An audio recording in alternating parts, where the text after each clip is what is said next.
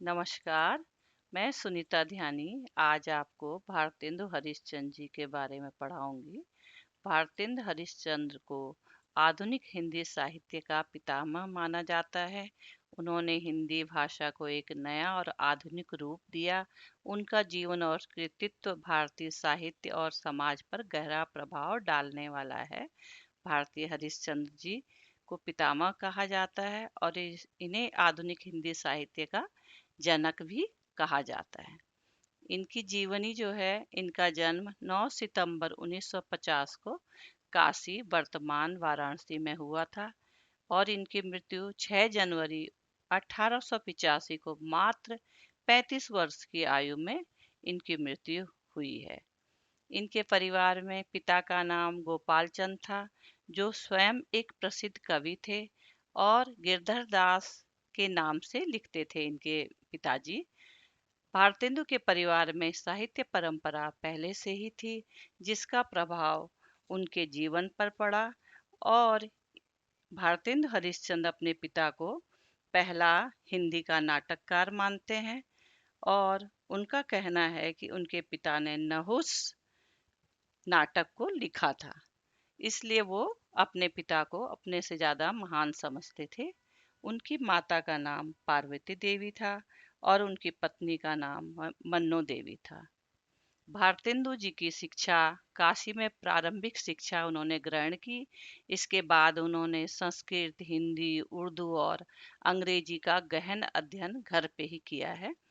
उनकी प्रमुख कृतियां हैं भारतेंदु हरिश्चंद्र के नाटक जो हैं अंधेर नगरी। ये इनका बहुत ही प्रसिद्ध नाटक है जो 1879 में लिखा गया है। इसमें एक भ्रष्ट और अराजक राज्य का चित्रण किया गया है। उसके नाम से ही आप समझ गए होंगे, अंधेर नगरी। अंधेर नगरी में ही अत्याचार होते हैं, तो उसी का उन्होंने वर्णन किया है। भारत दुर्दशा 1875 में इन्होंने भारत दुर्दशा लिखी। इस नाटक में भारत की तत्कालीन दुर्दशा को दिखाया गया है और अंग्रेजी शासन की आलोचना की गई है। देखिए, हम लोग उस समय, भारतवर्ष स्वतंत्र नहीं हुआ था और अंग्रेजों के अत्याचार हम पे बढ़ते ही जा रहे थे। उसी का वर्णन उन्होंने भारत दुर्दशा में किया है। वैदिक हिंसा हिंसा न भवति 1873 में इसमें समाज के पाखंडों और धार्मिक अंधविश्वासों पर व्यंग किया गया है। भारतीय समाज में जो है, पहले बलि प्रथा चलती थी और बहुत से पाखंड और धार्मिक अंधविश्वास व्याप्त थे, अभी भी हैं। तो उसी पे भारतेंदु जी ने व्यंग किया है और इसका बहुत ही उन्होंने विरोध किया था। उनकी कविताएं हैं प्रेम फुलवारी 1870 में। इसमें उन्होंने प्रेम और सामाजिक बुराइयों के प्रति अपनी भावनाओं को प्रकट किया है प्रेम फुलवारी में। भारत वर्षों वर्षोन्नति कैसे हो 1873 में उन्होंने यह लिखी है। यह कविता भारतीय समाज के पुनरुत्थान और उन्नति के विचारों पर आधारित है। ये भी उनकी प्रसिद्ध रचना है। प्रेम प्रलाप, प्रेम और जीवन की उलझनों को उन्होंने इस कविता में संजीदगी से प्रस्तुत किया है। अन्य रचनाएं उनकी हैं सत्य हरिश्चंद्र। यह नाटक राजा हरिश्चंद्र की कहानी पर आधारित है। राजा हरिश्चंद्र जो थे, सत्यवादी थे और उन्हीं पे उन्होंने ये हरिश्चंद्र कहानी, सत्य हरिश्चंद्र कहानी लिखी है और उन्होंने इसे समाज में नैतिकता और सत्य की महत्वपूर्णता को उजागर करने के लिए लिखा है, ताकि समाज में जो है सच बोलने की परंपरा उजागर हो और सत्य के महत्व को सब समझें। और उसका उदाहरण राजा हरिश्चंद्र है। नील देवी, यह इनकी एक ऐतिहासिक रचना है जो उन्होंने इतिहास को के बारे में जानकारी से लिखी है। भारतेंदु हरिश्चंद्र ने हिंदी साहित्य को जन जन तक पहुंचाने और उसे आधुनिक विचारों के साथ जोड़ने में महत्वपूर्ण भूमिका निभाई है। आधुनिक युग जो आया है, वो भारतेंदु से ही आधुनिक युग का निर्माण हुआ है। भारतेंदु हरिश्चंद्र ने कई प्रमुख पत्रिकाओं का संपादन किया और इन्हीं पत्रिकाओं के माध्यम से हिंदी भाषा और साहित्य के विकास में महत्वपूर्ण योगदान दिया। उनकी बहुत प्रसिद्ध पत्रिकाएं हैं जो इस प्रकार हैं। उनकी पत्रिकाएं उस समय के समाज में जन चेतना फैलाने और सामाजिक सुधार के लिए उपयोगी साबित हुई। देखो, देश गुलाम था लेकिन फिर भी उन्होंने सब कुछ उस समय पे ही समाज को आगे बढ़ाने के लिए बहुत ज़्यादा जागरूकता फैलाई है। भारतेंदु हरिश्चंद्र की प्रमुख पत्रिकाएं, उसके प्रकाशन वर्ष इस प्रकार हैं। कवि वचन सुधा, इस पे प्रश्न आता है कि उनकी कौन सी पत्रिका, ये पत्रिका किसकी है। कवि वचन सुधा, जो 1867 में इन्होंने लिखी है और यह भारतेंदु हरिश्चंद्र द्वारा संपादित सबसे प्रमुख और पहली पत्रिका थी उनकी। और इसका प्रकाशन वर्ष जो है 1867 में हुई है। ये कवि वचन सुधा बहुत ही प्रसिद्ध है इनकी। ये अधिकतर टीजीटी, पीजीटी और यूजीसी नेट में इस पे बहुत प्रश्न पूछे जाते हैं। इस पत्रिका के माध्यम से उन्होंने हिंदी भाषा को सरल और आम जनमानस की भाषा बनाने का प्रयास किया है। इस पत्रिका के माध्यम से इसमें साहित्यिक, सांस्कृतिक और सामाजिक विषयों पर लेख प्रकाशित होते थे। इस पत्रिका में हरिश्चंद्र मैगजीन 1873, प्रकाशन वर्ष इसका है 1873 में। यह पत्रिका साहित्य और सामाजिक सुधार दोनों को लेकर के चलती थी।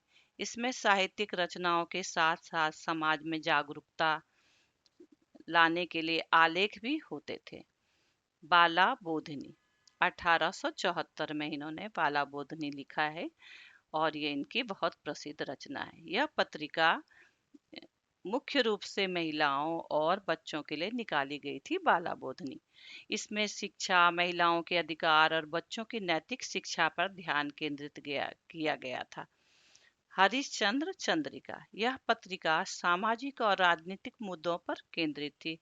इसमें सामाजिक सुधार के लिए प्रेरणादायक लेख होते थे। इसमें जो है सामाजिक सुधार के लेख होते थे। हालांकि इसका सटीक प्रकाशन वर्ष ज्ञात नहीं है। यह भी इनके सक्रिय साहित्यिक जीवन के दौरान निकाली गई थी। इन पत्रिकाओं के माध्यम से भारतेंदु हरिश्चंद्र ने हिंदी साहित्य और पत्रकारिता में एक नई दिशा दी और समाज में सुधार और जागरूकता के बीज बोए। इसीलिए इनको खड़ी बोली का जनक कहा जाता है। इन्होंने खड़ी बोली के प्रचार प्रसार में प्रमुख भूमिका निभाई है। भारतेंदु हरिश्चंद्र को खड़ी बोली का पितामह कहा जाता है। उन्होंने हिंदी साहित्य और भाषा को एक नई दिशा दी और खड़ी बोली हिंदी को साहित्यिक अभिव्यक्ति का प्रमुख माध्यम बनाया। कारण, खड़ी बोली का विकास, इन्होंने खड़ी बोली का विकास किया है। भारतेंदु ने साहित्य लेखन में खड़ी बोली को उपयोग करना शुरू किया। सबसे पहले किसने किया? भारतेंदु हरिश्चंद्र। जबकि उस समय ब्रज भाषा, अवधि जैसी क्षेत्रीय भाषाएं साहित्यिक लेखन में प्रमुख थी।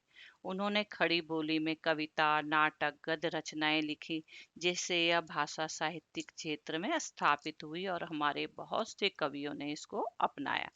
आधुनिक हिंदी साहित्य का सूत्रपात, भारतेंदु ने हिंदी भाषा को सरल और जनमानस की भाषा बनाने का प्रयास किया। उनकी रचनाओं में भाषा का सहज प्रवाह था जो सामान्य जनता के लिए भी समझने योग्य था। कोई भी मतलब पढ़ा लिखा, अनपढ़, हर कोई उनकी इस भाषा को आसानी से समझ जाता था। पत्रकारिता में खड़ी बोली का उपयोग, उनकी पत्रिकाएं जैसे कवि वचन सुधार, हरिश्चंद्र मैगजीन के माध्यम से उन्होंने खड़ी बोली को प्रचारित किया और इसे साहित्यिक और सामाजिक संवाद का प्रमुख साधन बनाया। इसी योगदान के कारण भारतेंदु को हिंदी साहित्य में खड़ी बोली का पितामह कहा जाता है। इन्होंने 175 ग्रंथों की रचना की है भारतेंदु हरिश्चंद्र ने। और उनकी मृत्यु बहुत जल्दी हो गई थी। 35 साल में ही वो उनका स्वर्गवास हो गया था। लेकिन फिर भी उन्होंने हिंदी के प्रचार प्रसार में कोई कमी नहीं की और वो हमेशा के लिए अमर हो गए। उन्हें हिंदी साहित्य को बुलंदियों तक पहुंचाया। धन्यवाद।